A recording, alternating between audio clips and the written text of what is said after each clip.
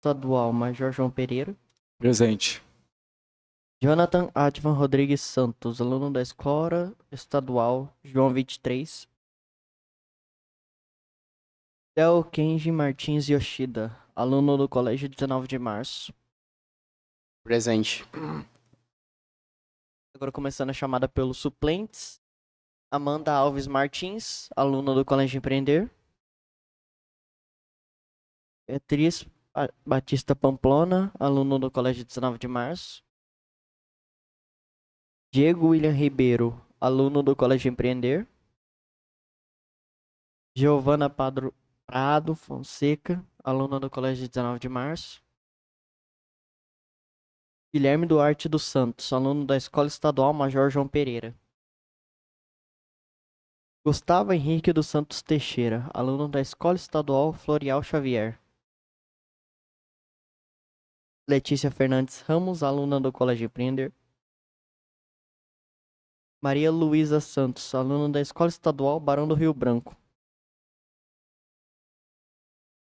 Miguel Eduardo Oliveira Pires, aluno da Escola Estadual João 23. Victor Carelli, aluno do Colégio Sagrado Coração de Jesus.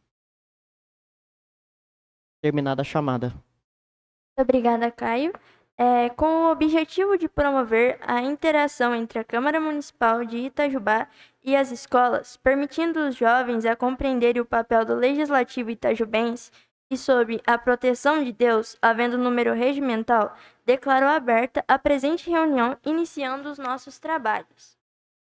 Peço ao secretário que faça a leitura da ata da última sessão que aconteceu no dia 20 de outubro. Às 15 dos dias 27 de outubro de 2023, no plenário da Câmara Municipal de Itajubá, a presidente Esther de Castro deu início à 8ª sessão do plenário da Câmara Jovem.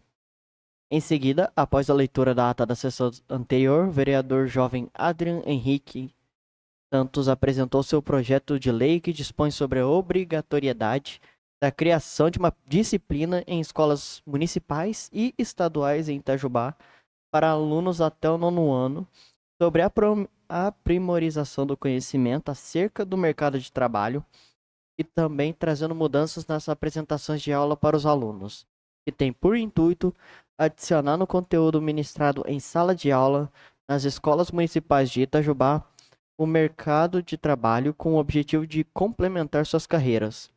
Durante a discussão do projeto foram propostas de emendas do projeto como ensinar direitos dos trabalhadores e dos empresários na matéria a ser ministrada, tirar a emenda a implementação da criação da disciplina nas escolas estaduais e, ao invés de contratar novos professores para tratar das disciplinas, aconselhar os professores a dar aulas práticas e trabalhar com workshops e palestras a cada 2 meses referente ao tema do mercado de trabalho.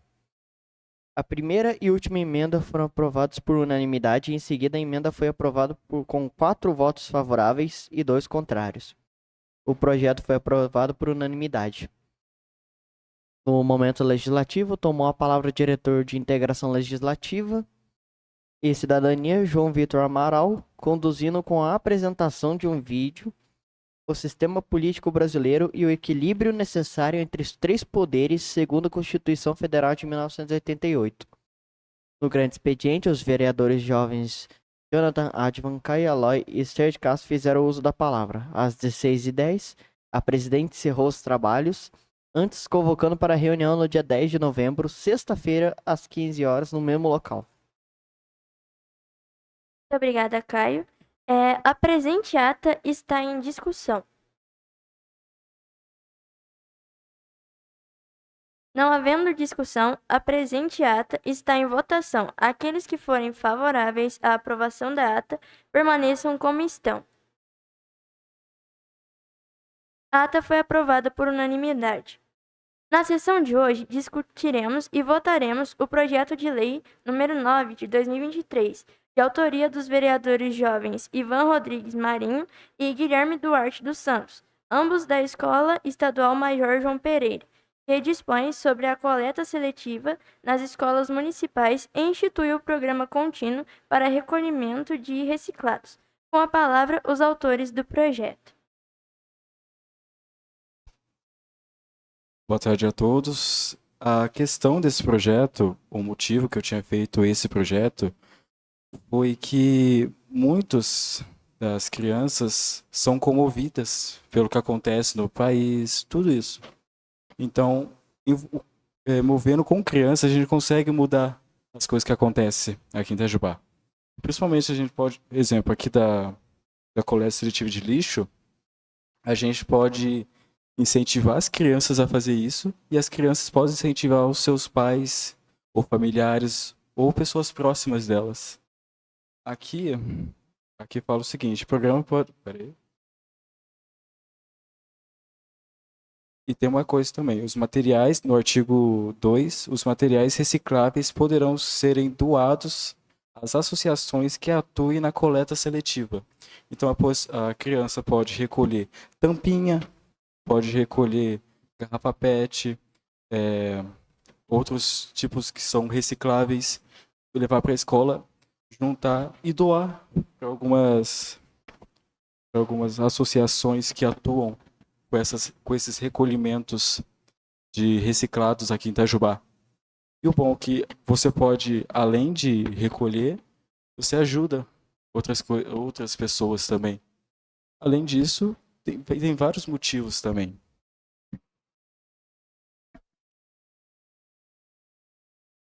O projeto está em discussão.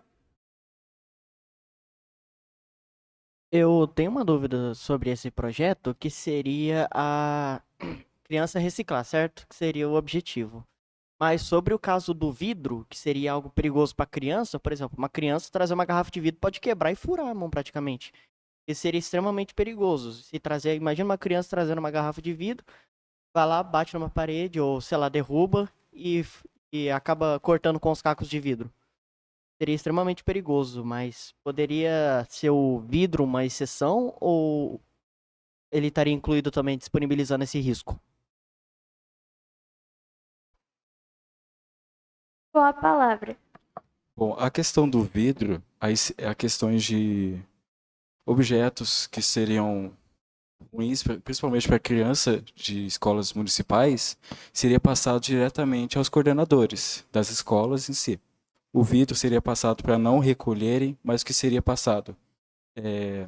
Tampinha, garrafa PET, latinha, papelão. Essas coisas são básicas, que podem ser doado ou reciclados, como a garrafa PET. Pode ser usado para fazer um vaso de flor pequeno, como um negócio de ciência que tem nas escolas, que eu já vi. Fazer feijãozinho, plantar feijão com garrafa PET. Ajuda. Então isso seria bom. Esse é um dos motivos.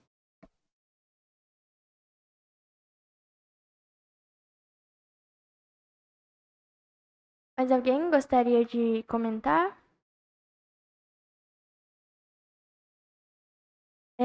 O projeto está em votação.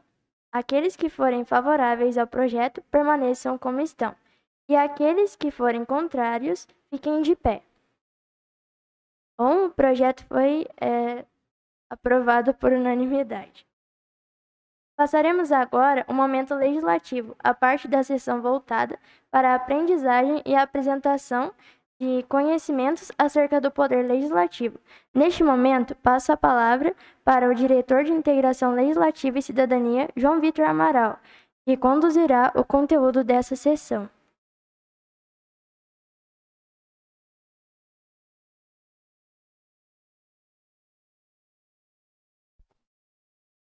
Boa tarde a todos. Boa tarde, senhora presidente, senhores vereadores jovens.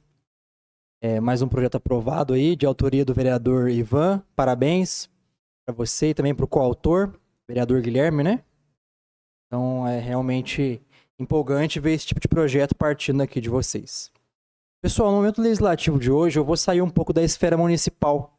Já que a gente fala tanto de instituição, de formação política, de compreensão em relação ao sistema político, eu vou passar um ponto que talvez vocês já devem ter visto no colégio, na escola, mas é sempre bom salientar.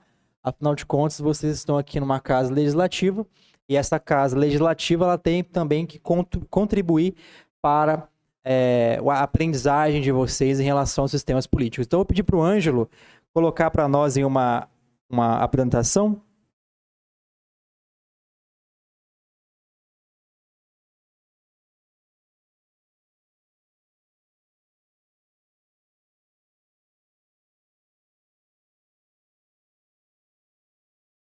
Perfeito. Pessoal, então, como eu disse, né, a compreensão em relação aos sistemas políticos gerais, não apenas ao funcionamento municipal, é essencial. As coisas de verdade acontecem no município. Então, vocês já estão entendendo a função de um vereador, a função do poder executivo no município. Beleza, ok. Então, percebe que muitas coisas nós devemos apenas ficar aí reclamando para autoridades maiores. Muitas coisas são justamente de responsabilidade das autoridades menores em termos de proporção e em termos de jurisdição. Então hoje eu vou passar um pouco para vocês em relação aos sistemas de governo que existem em relação aos países do mundo. Nós temos sistemas e nós temos regimes. São coisas diferentes e hoje eu vou falar um pouco sobre isso.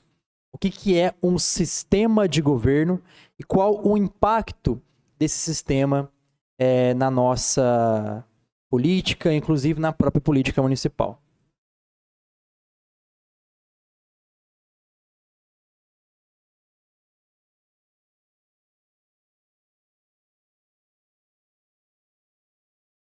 Sistemas de governo. Bom, vocês podem ver aí na mera ilustração, bem simples, é um parlamento.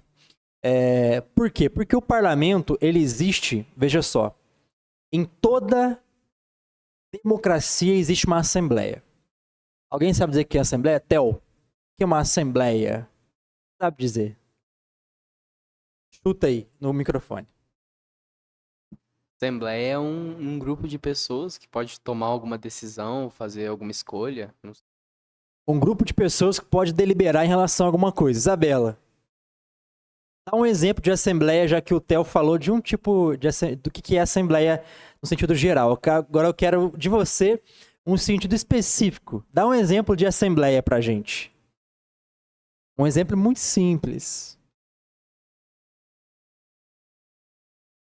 Você está em uma.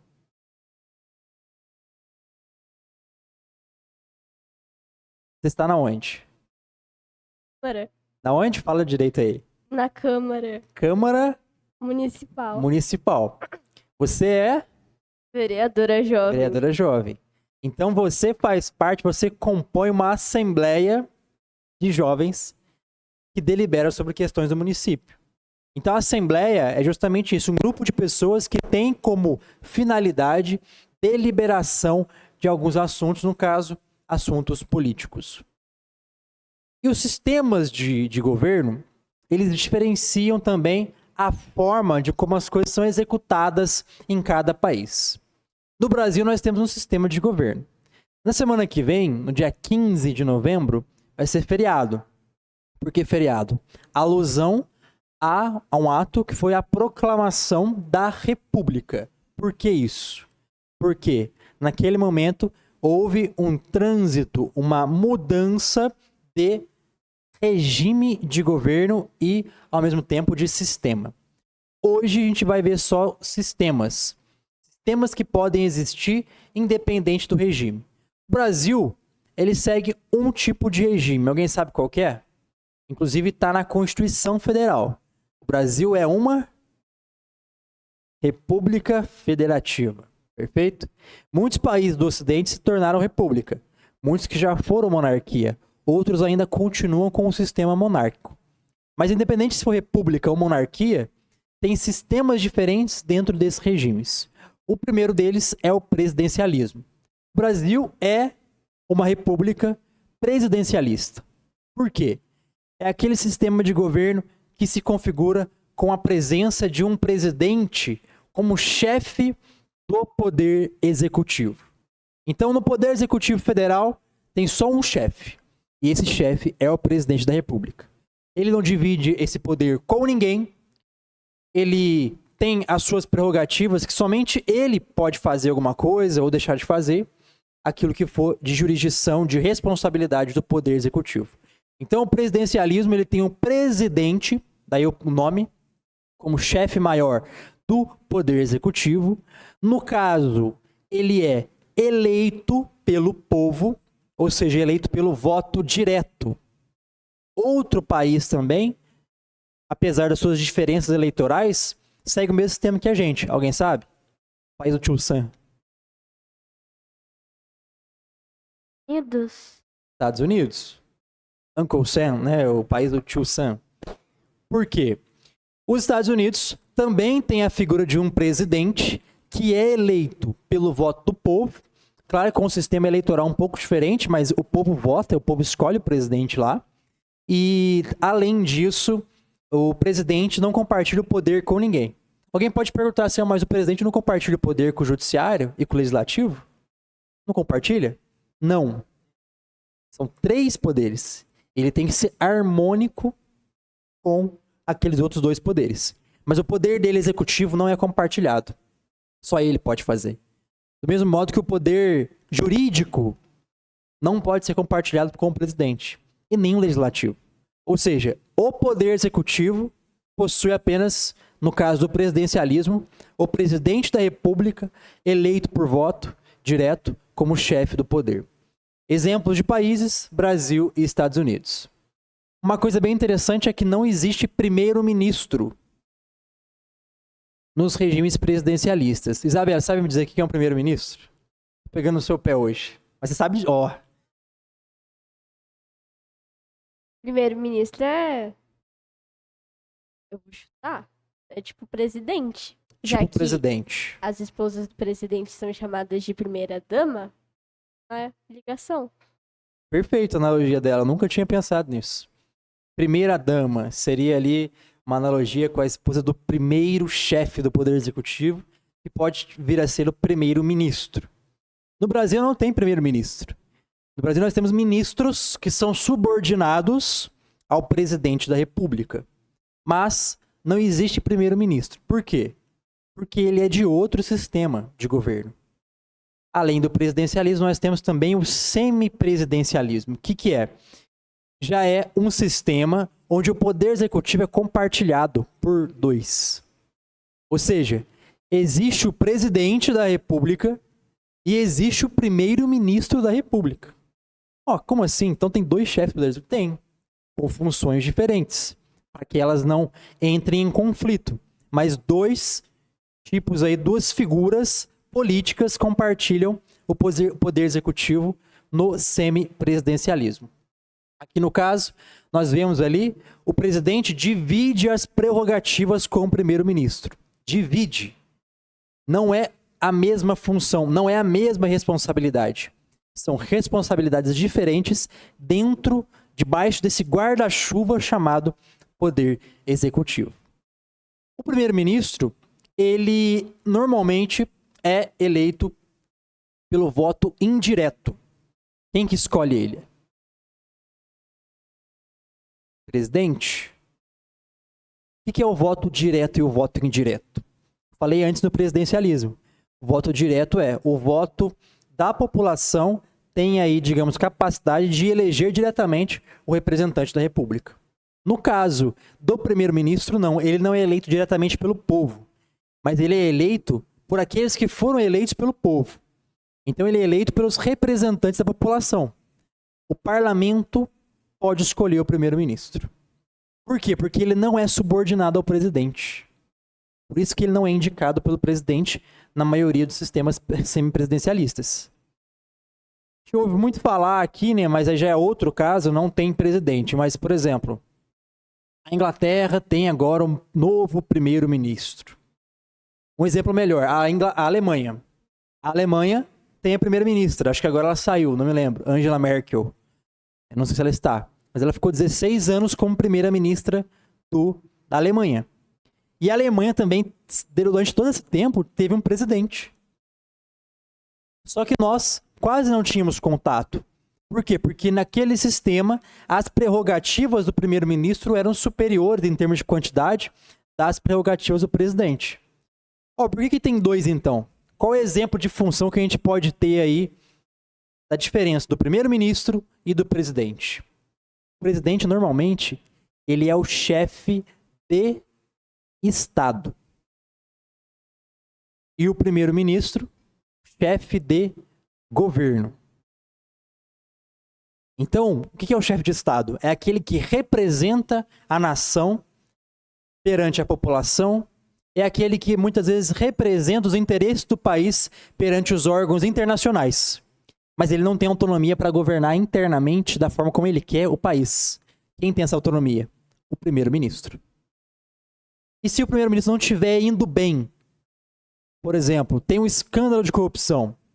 No caso do presidencialismo, a gente tem que esperar o processo acabar, transitar, tudo mais. Às vezes, ainda assim, está em trânsito ainda, não tem uma decisão correta, a ponto de chegar o tempo das eleições, a população ficar com aquela dúvida, mas teve ou não teve problemas de corrupção? No caso do semipresidencialismo, não. O primeiro-ministro, se ele tiver problema de corrupção, o parlamento pode amanhã destituir ele do cargo. Então, o parlamento tem esse poder de controle maior sobre o primeiro-ministro. Normalmente, pelo menos na maioria desses países que eu estou dando exemplo aqui.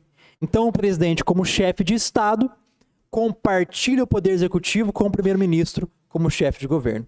E, por último, o parlamentarismo. Chegou uma visita ali agora, aquele cara barbudo ali, pode até me corrigir depois se eu estiver errado. O parlamentarismo, ele independe de regime de governo.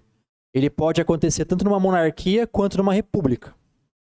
E o parlamentarismo, ele possui aí algumas diferenças. No caso dele, o primeiro-ministro possui aí total prerrogativa do poder executivo. Então, normalmente, inexiste no sistema parlamentarista um presidente. Perceba que a gente foi a mudança gradual.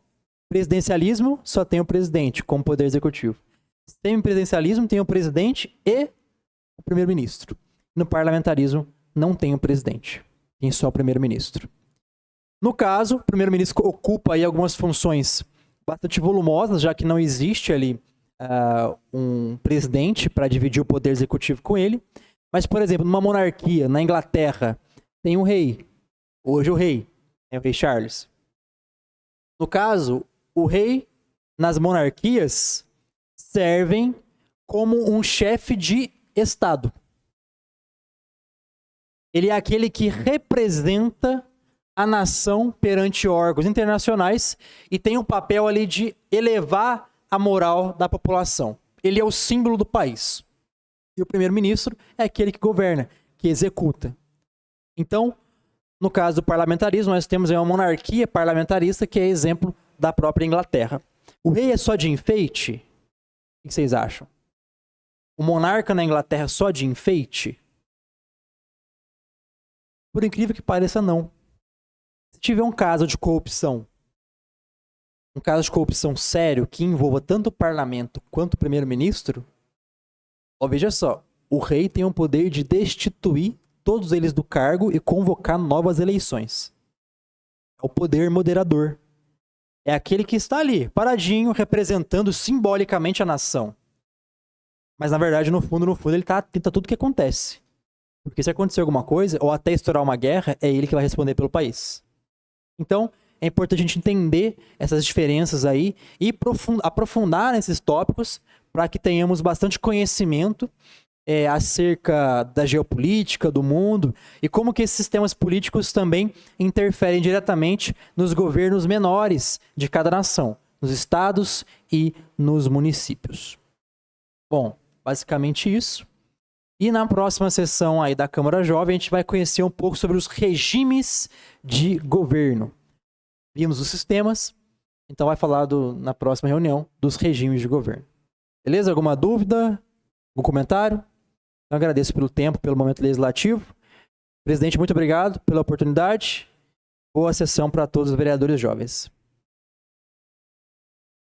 Muito obrigada, João. E nós passaremos então para a terceira parte da reunião, chamada de Grande Expediente. Nesse momento, os vereadores jovens que se inscreveram anteriormente poderão usar da palavra para expor qualquer assunto de interesse público e da comunidade itajubense. Cada vereador jovem terá 5 minutos no uso da palavra, e enquanto estiver falando, não poderá ser interrompido. O vereador que for falar deve usar a tribuna. Observação importante, lembrando que o grande expediente não é voltado para a discussão que já foi concluída após a votação do projeto do dia.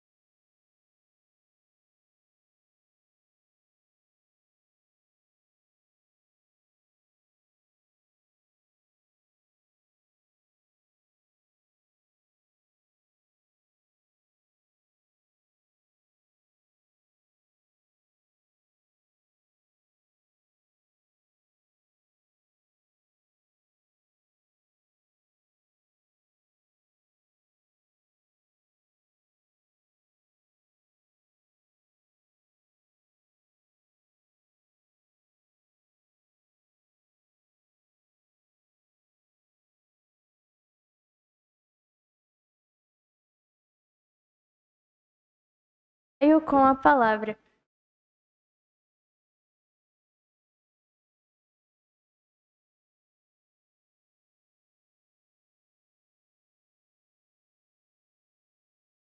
Bem, muito boa tarde. Primeiramente, queria parabenizar pelo seu projeto. E hoje eu vim discutir um assunto bem polêmico no governo atual, que seria regulamentar a plantação de maconha no Brasil. Ah, muito baixo? Tá melhor? Ah, é. Alguém esqueci do controle.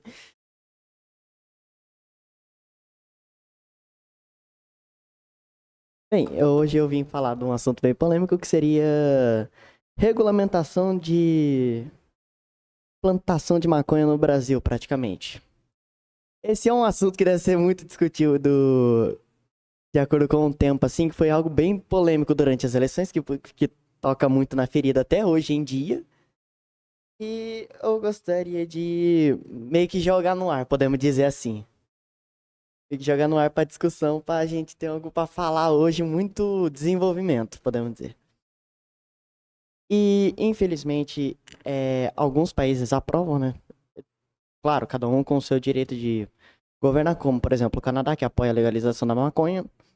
Mas aqui no Brasil, por ter essa pauta para ser jogada hoje em dia, não deveria ser nem aceita, podemos dizer assim. Por causa que, principalmente de acordo com os casos, a maioria dos casos de vício em cocaína, LSD, heroína e muitos outros partem a partir da maconha. Se você for procurar por algum viciado e perguntar qual que é o motivo, comecei no paeiro, eu falei, a maconha não deve ser nada demais, é um fumo como qualquer outro. E trouxe até onde tá, usando inúmeras drogas como, por exemplo, a K9, que tá hoje em dia, e a Crocodile, que seria praticamente o resíduo de crack, do resíduo maléfico do crack, que causa praticamente a própria morte. Ou seja, podemos dizer que é uma droga suicida. E essa regulamentação da maconha, principalmente pelo fato de a gente estar num país de terceiro mundo, não deve ser encaixado em nenhuma circunstância, podemos dizer assim. Porque se você pegar um exemplo de algo bem polêmico que tá pegando hoje em dia, que seria a pauta para jogar hoje em dia, seria praticamente, podemos dizer, a Cracolândia, podemos dizer assim. Se você olhar o estado deplorável deles, e você simplesmente, onde a maconha corre livre e solta lá, todo mundo usa praticamente maconha e crack, cocaína também, jogar essa droga que causa muitos malefícios, principalmente o câncer, e abre portas para outros tipos de drogas, principalmente em um país como o nosso, causa muita liberdade a gente sem noção, podemos dizer assim. Porque, querendo ou não, o risco de... a criminalidade já é algo bastante que pega pesado no nosso país, podemos dizer assim, com inúmeros tráficos e facções que fazem isso, como o Comando Vermelho e PC também, podemos dizer assim. Esses são as facções que vendem a maconha. Agora imagina isso aqui sendo liberto assim, o tráfico correndo livre e solto, praticamente financiando facções assim para construir mais armas, mais suborno de policiais. E é algo que está acontecendo mesmo sendo ilegal. Imagina se fosse legal a maconha, podemos dizer assim. E causando muito malefício. Normalmente tem pessoa que tenta aprovar, mas ele só usa disso quando lhe convém. Por quê? Imagina assim, meu pai, por exemplo, eu aceito o Lula por causa de legalização da maconha, mas se eu fosse maconheiro, ele não aceitava nem que a vaca tussa. Porque é isso que tá acontecendo hoje em dia. Você vai lá, aponta o dedo. Ah, eu vou legalizar maconha, mas se eu fosse filho, mas se meu filho não vai encostar nem fudendo. Disponibiliza pra praticamente todo mundo ter essa liberdade, mas quando acontece, quando você sente na própria pele os malefícios e o que trouxe, principalmente além de você, a sua família, você vai pensar, não, eu não vou. É isso que tá acontecendo hoje em dia, porque o povo de hoje em dia tá querendo, eu vou legalizar, não deve fazer nada, aí vai lá, chega em casa, o seu filho fumando uma maconha lá, fumando um bag assim, no quarto assim, ouvindo música, e simplesmente totalmente, fala assim, onde foi que eu errei em criar meu filho? Aonde foi, né? Aonde foi? E seria praticamente isso, essa legalização, que seria algo extremamente doentio, podemos dizer assim, que além de liberar vários vícios, pode... Simplesmente, é que nem todo policial fala, se você começar assim, começa na maconha e termina em heroína. E essa liberação deveria ser totalmente contra, pelo simplesmente uso de vício e simplesmente você podemos dizer, impulsionar tráficos, podemos dizer assim, que o tráfico já é legal de maconha, se fosse legalizado ainda, nossa, podemos dizer assim.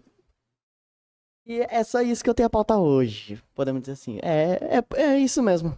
Vamos para um fim. Muito obrigado. Perfeito. Mais alguém gostaria de fazer o uso da palavra? O grande expediente? Adrian, qual a palavra?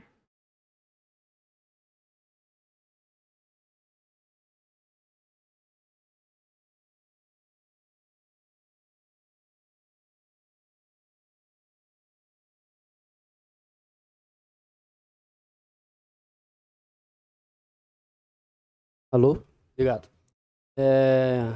Vou falar sobre a questão da educação. Eu tenho uma notícia aqui em minhas mãos que o governo bloqueia 1,5 bilhão do orçamento de saúde e educação, são as áreas mais afetadas. Então, vamos pensar assim. Antes, eu cheguei esse horário, desculpe pelo horário, eu estava na rádio, representando o Grêmio Estudantil da minha escola, por isso que eu cheguei nesse horário. Depois eu fico por dentro dos assuntos e busco as informações.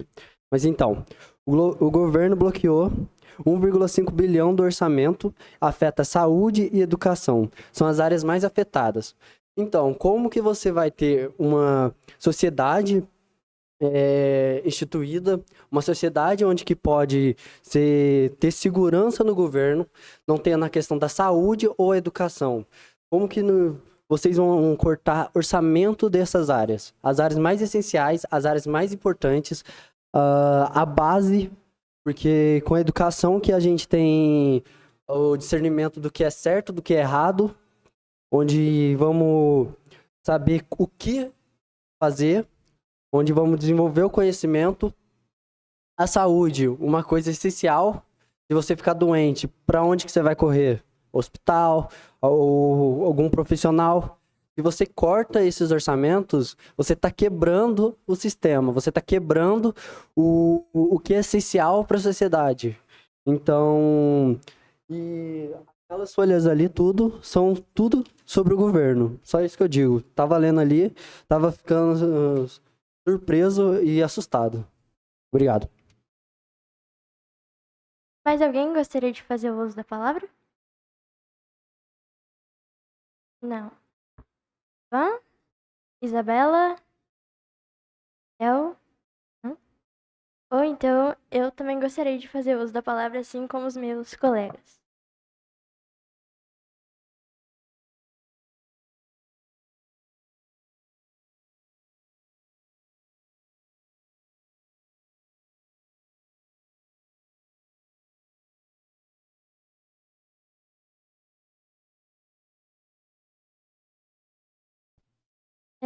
Boa tarde a todos, aos meus colegas vereadores, aqueles que nos acompanham aqui presencialmente e os que nos acompanham pelas redes sociais da Câmara.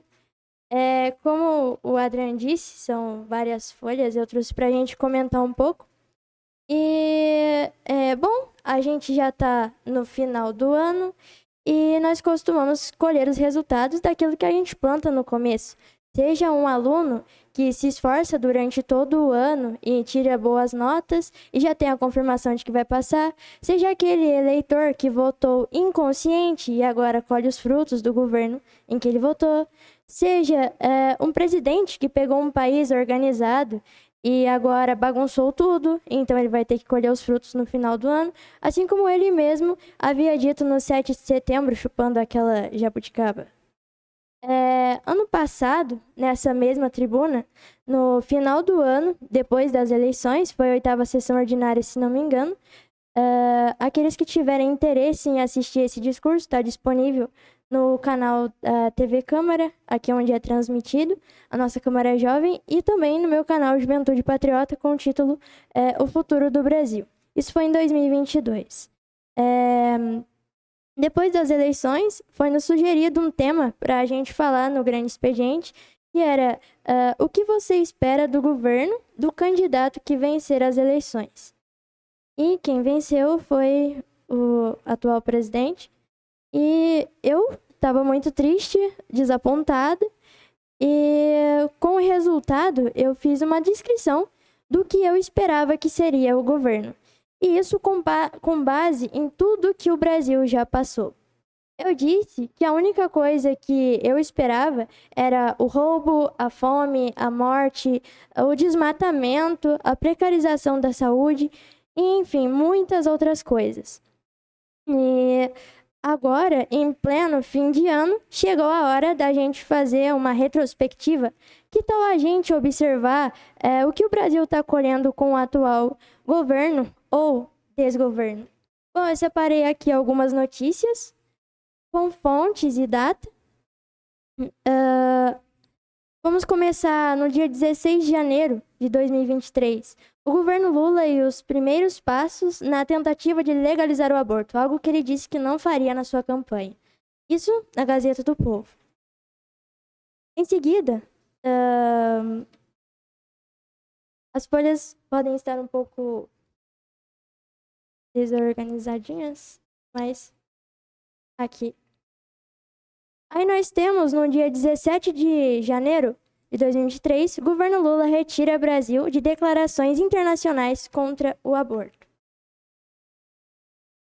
O governo Lula quer regular plantações de maconha no Brasil, diz Secretaria do MJ, dia 11/7/2023. Aí depois, o Globo. Governo fecha o primeiro semestre com rombo de 42,5 bi nas contas. Depois nós temos, na CNN, governo bloqueia 1,5 bi no orçamento de saúde e educação, são áreas mais afetadas, que o Adrian bem comentou. Em seguida, no dia 4/8/2023, o governo Lula bloqueia 332 milhões destinados para educação. CNN. E, enfim, são muitas outras notícias. Depois, no dia 30/8/2023, invasões do MST em 8 meses de governo Lula superam todas a da gestão Bolsonaro. Isso, o Globo. O Brasil perdeu mais de 400 mil empresas no primeiro semestre de 2023. MIDIC contesta os números. Economia G1. Enfim, são muitas notícias, depois quem quiser conferir. E eu também disse que quem seria a única esperança seria a juventude. E durante o ano se levantaram muitos movimentos. Inclusive, não só movimentos, como também de jovens individuais em suas escolas, discordando de tudo que lhes era ensinado. E uma coisa que me chamou a atenção foi o nosso Parlamento Jovem de 2023, que deu um show. Ali, nós mostramos para a sociedade, eu vou só finalizar, nós mostramos para a sociedade com o que nós estamos preocupados. Nós, jovens, estamos na política não para criar leis e propostas para justificar os nossos erros, como está ali a legalização da maconha, do aborto, mas sim para mudar essa política corrupta e trazer a política jovem, que visa fazer o bem à sociedade, não visando o próprio umbigo no sentido de roubos, trapaças e corrupção. É trazer de volta o verdadeiro sentido de política, arte ou ciência de governar, resolver conflitos da sociedade e buscar a felicidade humana, tanto individual quanto coletiva. Diante de tantas notícias desastrosas apresentadas aqui há pouco, muitos pensam em desistir da política, mas se nós fizermos isso, nós nunca conseguiremos fazer de nosso país uma potência. Este sistema corrupto está implantado em nosso país há 40 anos. Um sistema que não respeita a Constituição, investe em educação e nós estamos quase em último lugar, ainda bem que existe o último. Um sistema que não tem respeito pelos próprios símbolos nacionais. Um exemplo foi na Fórmula 1, não sabiam cantar o hino ou fizeram que não sabiam. Um sistema que quer matar vidas no ventre e perverter a mente de crianças inocentes. É muito caminho pela frente? Sim, claro. Mas nós não podemos parar agora. E aí você me pergunta, isso é um sistema muito macro para uma pessoa como eu, muito pequena como eu. E o que eu faço? Faça a sua parte, não aceite o que é errado, não aceite a corrupção e comece na sua escola. Se o professor vier te ensinar algo que está errado, né? Que você concorda ou discorda, mas que está errado, não aceite, debata com respeito, é claro. Mas assim nós vamos conseguir fazer a diferença e conquistar a mudança no nosso país e também participar aqui das atividades da Câmara. E é isso, e muito obrigada.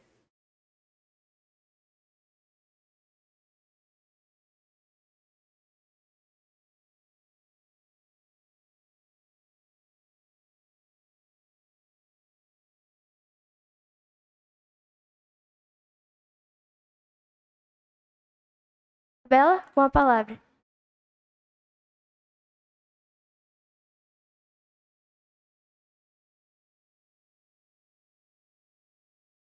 Boa tarde a todos os vereadores, ao povo que está assistindo a gente.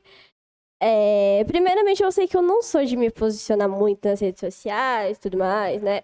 Mas nas últimas semanas, eu vou dizer uma posição para não falar exatamente o que eu queria, né? A oposição, ela tem... ela tá querendo atacar o povo, né? O povo em qual o presidente atual é. E assim, eu acho interessante que a oposição não tá aceitando. Faz praticamente um ano que ele ganhou e ele não tá aceitando. E tudo bem, ele cometeu vários erros e tudo mais.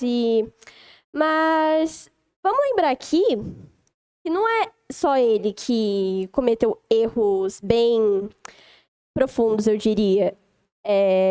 Vamos lembrar em 2020, 2021, de quando o ex-presidente Jair Bolsonaro, ele negou vacina, falou que ele não era coveiro, fazendo piadinha com as mortes do Covid e tudo mais. Tinha um monte de ministros da saúde na pandemia, não fizeram nada para ajudar, negou vacina, fingiu que tinha tomado vacina só para se aparecer. Então, assim, eu diria 2 pesos, 2 medidas, porque a oposição gosta de atacar, mas não olha pro próprio umbigo, eu diria. Então, seria interessante fazer uma reflexão sobre, já que não é... Tudo bem, a esquerda não é totalmente certa, mas também a direita não é totalmente certa. Muito obrigada. Mais alguém?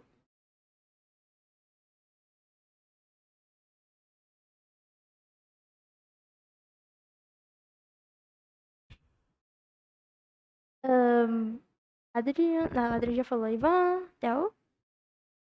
Bom, não havendo mais nada a tratar e agradecendo a proteção de Deus e aos que nos acompanham de forma presencial ou remota, dou por encerrado os trabalhos dessa sessão ordinária.